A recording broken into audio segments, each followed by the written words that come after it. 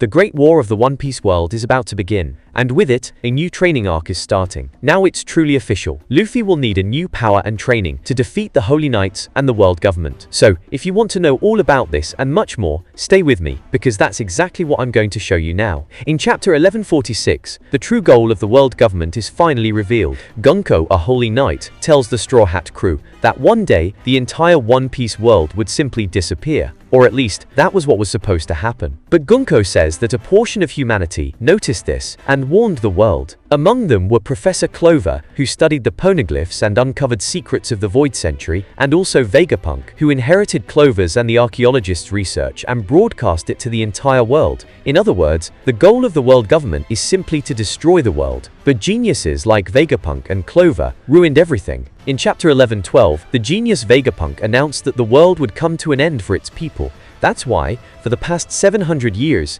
structures like Tequila Wolf and others have been built, because the world government has been planning for centuries to descend to the surface on solid ground and make use of the Red Line. But first, they need to eliminate the plague that lives on the surface, flooding the entire world to wipe out all humans from the face of the earth, so that they can finally have the land all to themselves. To do this, the world government needed an energy source for their ancient weapon, one powerful enough to destroy the world and raise sea levels, as we saw with Lulusia. And this is the power of the Mother Flame. Only now has this secret plan been revealed by some researchers. The world government has no other choice but to go to war, and this is what they feared from the beginning. A great war will erupt and engulf the entire world. That's why the Holy Knights are currently in Elbaf. According to Gunko, the giants are the key to everything. The side that possesses the formidable giant army will have a major advantage in the war. This is the reason they are kidnapping the children of Elbaf to use them as hostages and force the giants to fight alongside the world government. As stated by Summer himself, the former king of Elbaf, Harold, was an ally of the government and was willing to reform the kingdom and make the giants allies of the celestial dragons. But after his death and Vegapunk's global transmission, swift action was required, so the Holy Knights moved in to kidnap the children, because the Great War is drawing near. This Great War that will engulf the entire world has been referenced 4 times throughout One Piece's story. The first and most recent mention was in chapter 1146, where Gunko herself says that a war that will consume the entire world is about to begin. The second was in Vegapunk's transmission, where he says that the Great War from the Void Century isn't over, it will continue in modern times. After the Battle of Dressrosa, in chapter 801, we had the famous speech from Doflamingo, in the chapter titled, A Declaration of War Without Precedent, where he says that there is only one true throne, and all the pirates are after it. That's why the war for the throne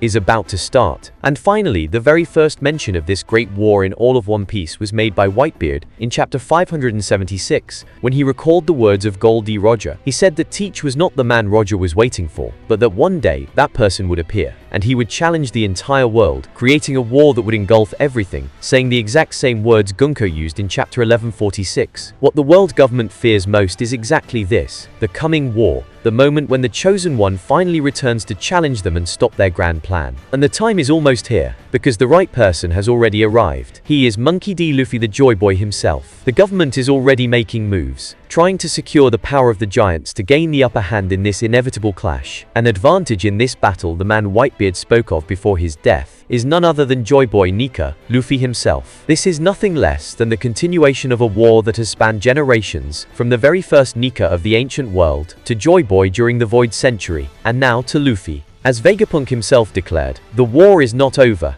However, with the war drawing near, and Luffy being the one who must stand at the forefront, we face a serious problem. Luffy is still not ready. He doesn't yet have the strength necessary to defeat the world government. We saw in Egghead that the Gorosei possess a special power and absurd regenerative ability that allows them to heal from any injury, no matter how brutal. If they lose an arm, it grows back. If their chest is pierced, the wound seals instantly. Even if their head is completely blown off, it regenerates within seconds. Because of this, in Egghead, Luffy couldn't do anything against the Gorosei. His attacks had no effect, and all he could do was run. Luffy spent most of his time just fleeing in Egghead because there was nothing else he could do. He didn't have the strength to overcome the Gorosei's immortality. And now, in Elbaf, the same situation is about to repeat itself. In chapter 1146, we discover that the Holy Knights, just like the Gorosei, also possess regeneration that makes them effectively immortal. Gunko regenerated more than half of her body after being blown apart by Usopp's attack with a pop green. In fact, she single-handedly defeated Jinbe,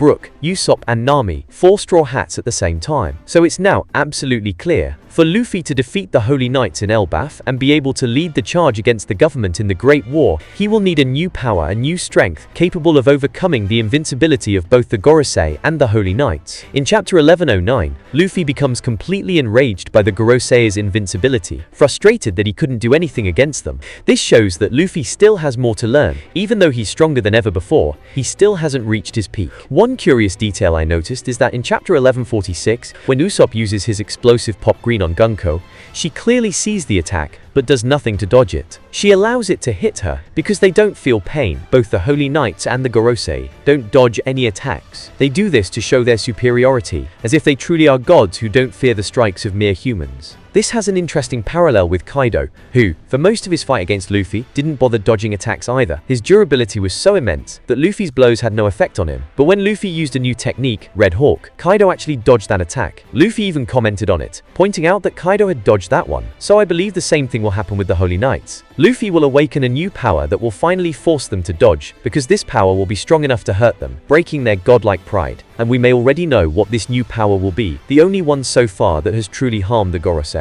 In Egghead, the ancient robot Emeth received a knot tied by Joy Boy himself. This knot contained Joy Boy's ultimate Haki technique. When Emeth untied the knot and unleashed that Haki, its force was so immense that it instantly defeated all the Gorosei at once, sending them back to Mary Geoise except for Saturn, who lost his transformation and returned to his normal form. This moment reveals what Luffy's next step in evolution will be, a new form of Haki powerful enough to break through the invincibility of the Holy Knights. Luffy's first Haki trainer was Silver's Rayleigh, who trained him for 2 years and taught him how to use the 3 basic types of Haki. After that, Luffy continued to learn the more advanced versions of Haki on his own, usually in intense situations, often right in the middle of a fight, always adapting in order to win. He developed Future Sight during his battle with Katakuri, when he realized he also needed to see into the future to stand a chance. He learned Ryuo in Wano with Hyogoro, who taught him the basics while Luffy was training against the prison guards in Udon. And finally, he awakened the advanced form of Conqueror's Haki during his fight against Kaido, when he understood that he needed more powerful attacks to hurt the strongest creature in the world. So now, in Elbaf, it's very likely that something similar will happen. Luffy will learn his new Haki technique while fighting the Holy Knights. But just like in Wano, where he needed Hyogoro's guidance at the beginning, here in Elbaf he'll also need someone to give him that initial push. And there's no one better for that role than the left hand of the Pirate King Scopper Gaban.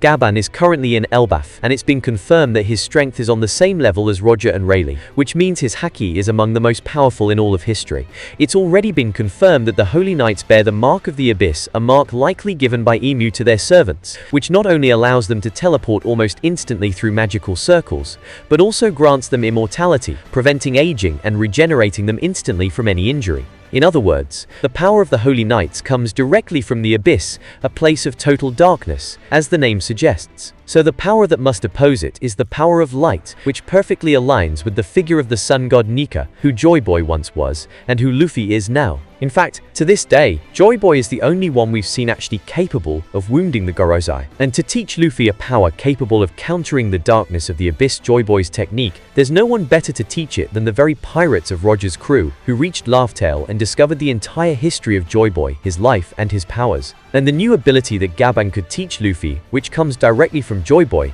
is precisely the Haki of Light, a power that counters the Abyss and has the ability to nullify the seemingly immortal regeneration of the Holy Knights. Usually, Haki in One Piece is translated differently depending on the country, but we know it simply as Armament Haki, Observation Haki, and Conqueror's Haki. But another official translation is color, which literally means color in both English and Japanese. In Japanese, the official terms also refer to them as the color of observation, color of armament, and color of the conqueror. And according to physics, sunlight is the combination of all colors. Therefore, for the Haki of Light to be achieved, it would need to be the fusion of all other forms of Haki. So Luffy will have to unite all 3 Haki types simultaneously to create the light strong enough to defeat the Abyss. This ultimate technique, the strike that Joy Boy once used and referred to as his most powerful attack, is nothing more than the fusion of the 3 Hakis, the Haki of Light. And Gaban, knowing this, will guide Luffy to develop his ultimate power to truly become the Sun God, the chosen one to defeat the world government in the Great War and finally bring the dawn to the world of One Piece. Well guys, I've actually been thinking for a while about a new type of Haki that could be a fusion of all the others, a strike that uses all 3 Hakis at the same time.